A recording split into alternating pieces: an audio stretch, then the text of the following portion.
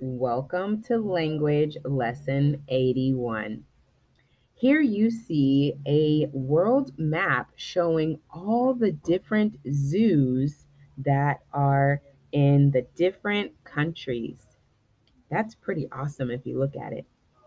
So we are going to, as we move into this next part of our language, we're going to be visiting zoos around the world. So, our first zoo that we're going to visit is the Wellington Zoo. The Wellington Zoo is located in Australia. Can you find Australia on your map? Before, I told you that the Wellington Zoo was in Australia. It was my mistake. It is actually in New Zealand. As you can see here, New Zealand, it has the Wellington Zoo. I want to encourage you to look up the Wellington Zoo and look at the pictures of their map and their animals that they have, and just see about the Wellington Zoo. So now looking at those maps, one was showing all the zoos in the world, and then the other one was showing the Wellington in New Zealand. Visiting the zoo can be such a fun adventure. People all around the world enjoy seeing different kinds of creatures. Some zoos are very large, while others are very small. For the next several weeks, we will pretend to visit many different zoos around the world. All right, let's review identifying the subject and the verb. Remember, the subject is the who or what, and the verb is the action. Remember, we can find the verb in the predicate part of the sentence, and the predicate is the what happened in the sentence. So take a look at this first sentence. Grandma sent me a letter. Can you identify the verb in this sentence? Because remember, if you identify the verb, then you've identified the predicate and it's easier to find the subject.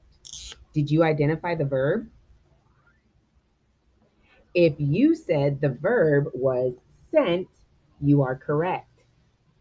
Who sent me a letter? Did you identify it?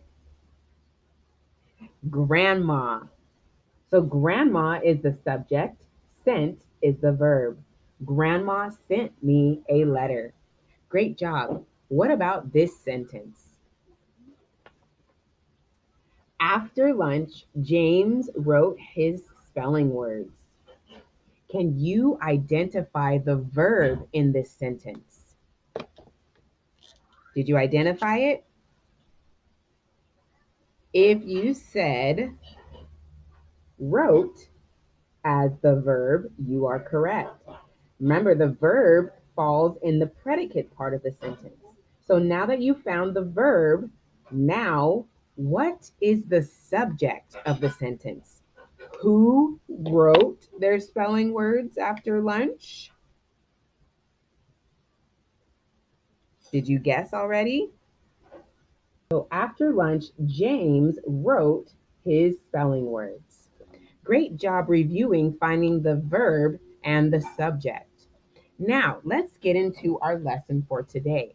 We are talking about compound subject and verb agreement. Now, remember, if the subject is singular, meaning one, we often add s or es to the end of the present tense verb. Remember, present tense, it's happening right now. Now, if the subject is plural, meaning more than one, we do not add s or es. Now, look at this first sentence. Read it aloud to yourself as I read it aloud here. We drive to church. Now, where do we divide the subject and the predicate parts of the sentence? For this sentence, where do we divide the subject and the predicate part of the sentence? Did you divide it? If you said between we and drive, you are correct. We and drive, we is the subject, drive is the predicate. So we would separate it between we and drive. Now, what is the verb in the sentence? What's happening here in the sentence? If you said drive, you are correct. Now, who is driving?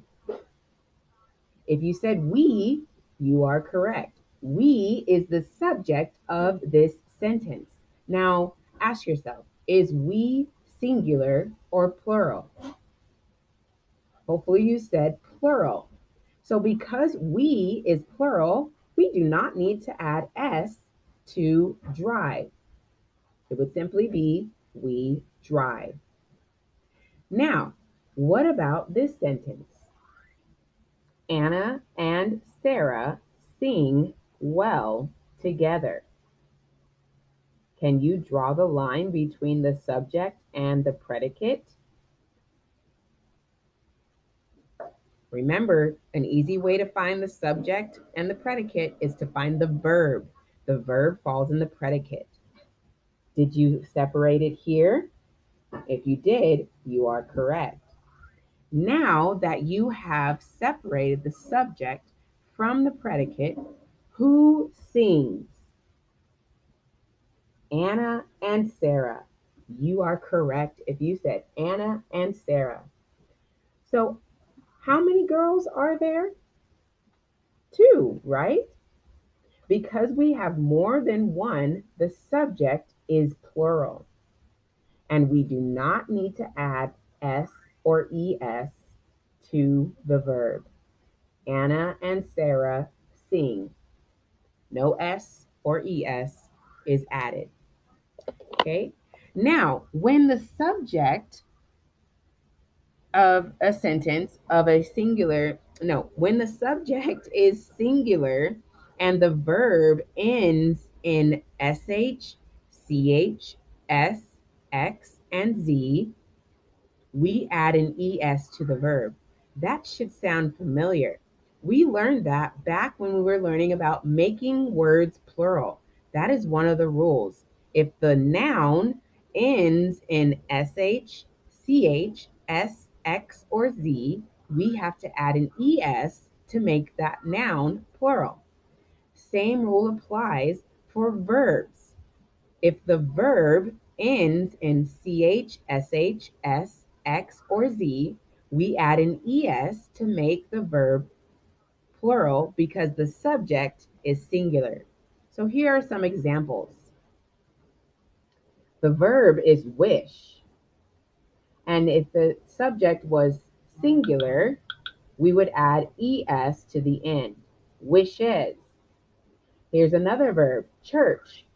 The subject singular, so we would need to add es. And the last one, pass.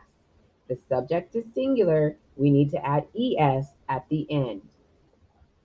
All right, now I want you to take out your language book and open up to page 90, and I want you to start to apply this new concept of the compound subject and verb agreement. Happy studying.